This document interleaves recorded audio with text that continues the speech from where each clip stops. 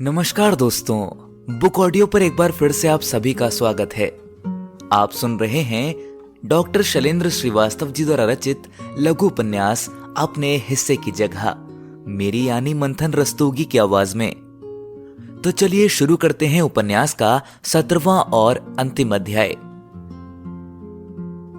बीमारी से एक बार उबरने के बाद अजय ने शराब से तौबा कर ली। अब वह 11 बजे घर से सीधे अखबार के कार्यालय जाने लगा है। यदि किसी प्रेस कॉन्फ्रेंस में जाना हुआ तो प्रेस कॉन्फ्रेंस में उपस्थिति होकर समाचार संकलन किया। शाम को अखबार के कार्यालय में बैठकर समाचार लेकर वह सीधे घर आ जाता है। अजय की इस सुधरी आदत से डॉक्टर रंजना सुकून महसूस करती है। कम से कम रात का खाना साथ बैठकर अब खाना संभव हुआ है। प्रेस क्लब तो कभी किसी बैठक में भले ही अजय गया हो, पर पीने खाने के लिए कैंटीन में नहीं गया। यदि किसी दिन उसका घर जल्दी लौटने का मन ना होता है तो कभी किसी मित्र के घर कवि गोष्ठी में पहुंच जाता अथवा दिल्ली पब्लिक लाइब्रेरी रोजी से मिलने पहुंच जाता है।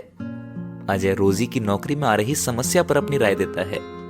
उसे स्वयं अपनी सुरक्षा पंक्ति मजबूत करने की सलाह देता है, क्योंकि ऐसे लोग लाइब्रेरी में आते रहते हैं जो तलाकशुदा महिला के प्रति गलत सोच से बातें करते हैं।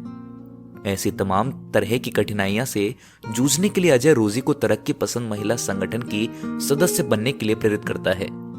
इसके लिए वह दूसरे दिन कनॉट प्लेस के हनुमान मंदिर के सामने स्थित दिल्ली पर्यटन विभाग के काफी होम में रोजी को बुलाता है।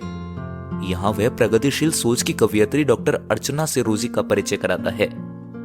डॉक्टर अर्चना एक तरक्की पसंद महिला संगठन की सक्रिय सदस्य हैं। इस संगठन की गोष्ठी Russian science and cultural centre में हर माह होती है।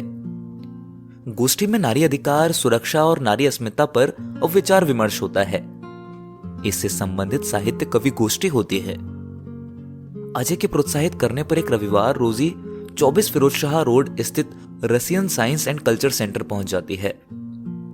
यहां गोष्ठी में मौजूद अर्चना के माध्यम से रोजी महिला संगठन की सदस्यता ग्रहण कर लेती है।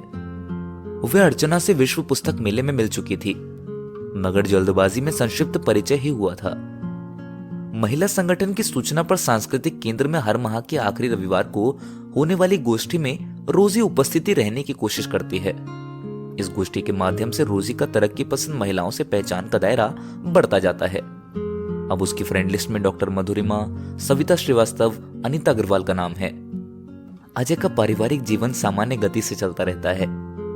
पहले वह सभी त्योहार प्रेस क्लब में 2-4 पैग लेकर मनाता था, पर अब वह दिवाली, होली घर में रंजना व बेटे के साथ मनाने लगा है। इस साल की दिवाली में अजय घर में ही रंजना के साथ गणेश लक्ष्मी पूजन किया।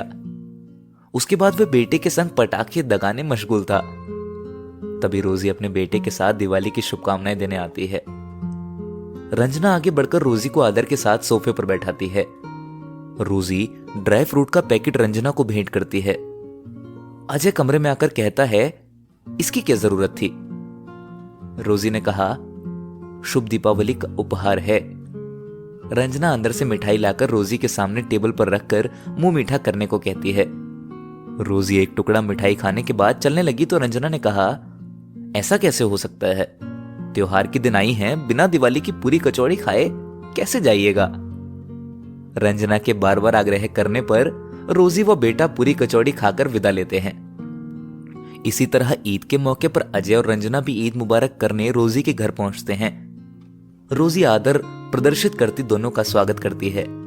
रोजी ईद पर बनने वाले विशेष पकवान व मीठी बिरयानी खिलाती है। रंजना रोजी से बेटे के बारे में पूछती है।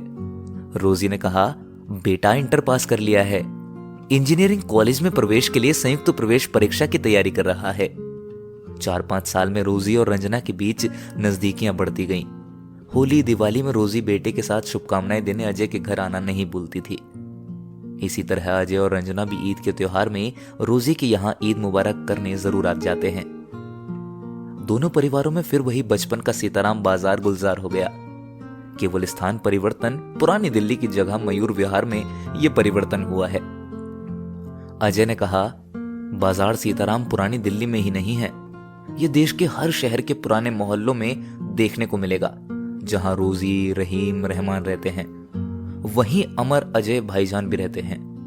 लोग सुबह की बंदगी में सीताराम या वालेकुम सलाम कहते हैं। हिंदू मुसलमान जहां एक साथ रहते हैं उसे ही गंगा जमुनी संस्कृति कहते हैं। भले ही आज कुछ लोग गमलों में गुलाब की कलमें रोपने को बजाय नागफनी उगाने लगे हैं।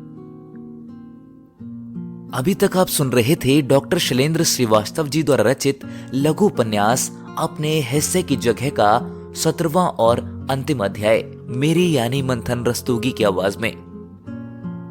बुक ऑडियो पर बने रहने के लिए धन्यवाद।